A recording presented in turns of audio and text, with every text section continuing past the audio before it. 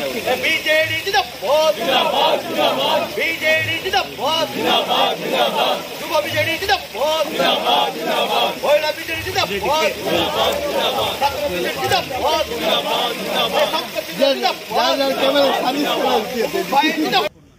विजु पट्टनायक 37तम साजोगी अवसर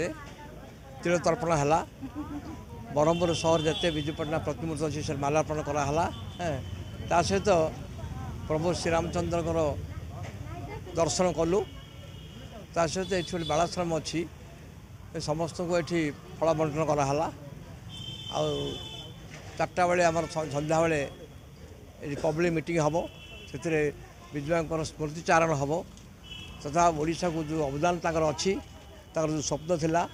ताको माननीय मुख्यमंत्री जो पूरण करछंती आज से सभा समस्त वक्ता ने ताको प्रतिफलन करेंगे और स्मृतिचारण करके विजय को मन पकड़ा जे कि ओडिशा को नहीं से गर्व करुले ओडिशा बोले विजु पट्टनायक बुझाऊला आज ताकर स्मृतिचारण करके आज ब्रह्म जनसाधारण को अवगत करेबो। आज प्रभात पुरुष तथा पूर्वतन मुख्यमंत्री श्री विजु स्वर्गत विजु बाबूर पुण्य श्राद्ध दिवस अवसर में सारा ओडिशा को मनाऊँगी सेमती आज आमे माने ब्रह्मपुर विजु जनता तरफ प्रथम विजु पट्टनायक पार्क रे तिलतर्पण एवं माल्यार्पण पर आस्का रोड रे माल्यार्पण एवं नड़िया गोजी माल्यार्पण करा सारा पर आज अन्यतम पुण्यतिथि थिला अच्छी रामनवमी से आमे मार्थासाई रामनवमी को जाकि सेठी पूजार्चन कलु एवं आज एठी बालिका आश्रम जहाँ गांधीनगर उपर रोड अच्छी सेठी आसी पिला मानक सांगरे किछि समय बितेलु जो थे कि प्रभात पुरुष विजु बाबू विषय से मध्य जाना सुजोग मिलला एवं समस्त आशीर्वाद नहीं आमर जे विधायक कैंडिडेट अच्छा डॉक्टर रमेश चंद्र चाव पट्टनायक एवं भृगु भाई समस्ते आशीर्वाद देले इथरे आमे माने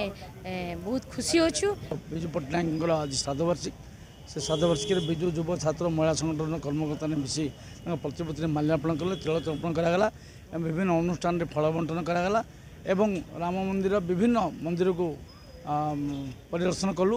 एवं सानिध्य लाभ कले भृगु बक्षीपात्र एवं सांसद प्रार्थी एवं विधायक प्रार्थी डॉक्टर रमेश चंद्र चाव पट्टनायक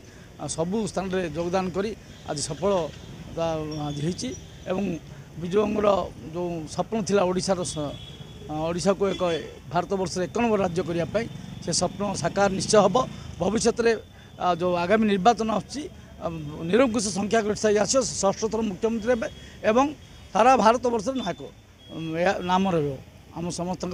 आज दिनटा बहुत सुखर दिनटा आज आज गोटे दिनटा पवित्र दिनटा मृत्यु दिनटा आज समस्ते मिलमिशि पालन कर बाबूंकर प्रभात पुरुष विजु बाबू जोड़ा कि महिला सशक्तिकरण मुख्य पुरोधा आमर प्रभात पुरुष विजु बाबू का आज 27तम तिरोधान दिवस आज आमर विजु जनता दल तरफ पालन करा जायछि। सब वर्ष भली ए वर्ष मध्य आमर प्रतिमूर्ति रे माल्यार्पण तापर आमर तिलतर्पण होइछि तापर आमर जेमति प्रति वर्ष विभिन्न हॉस्पिटल जाऊ विभिन्न ये स्कूल गुड़ाक जाऊ बालिका हॉस्टेल गुड़ाक जाऊ फल बंटन से सहित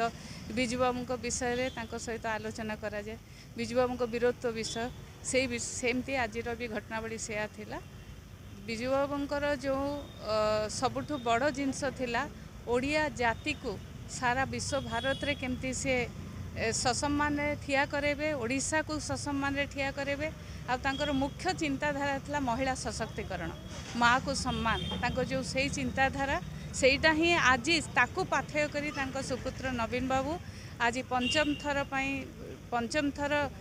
मुख्यमंत्री पद ग्रहण करछंती आज 6ठ थर पुणी आगामी निर्वाचन रे तांको मुख्यमंत्री रूपे पुणी आमे तांको देखिबा सेही पाथेय करी जो तांकर नूतन ओडिशा गठन जहाँ विजु बाबू देखते जो रास्ता से रास्ता को देखिकी से पुणी आगे चलती नुआ ओडिशा गठन करवा जो थे कि सबू वर्गर सी युव छात्र महिला एवं सबू वर्गर लोकों को लेकिन सी आग को केमती बढ़िबा ओडिशा को एक सुवर्ण जुगरे परिणत करवा नूतन ओडिशा गठन करवा जो स्वप्न देखी देइछंती आमे से पाथेय करी चलछु आज सेटा ही आम प्रभात पुरुष विजु बाबू श्रद्धांजलि।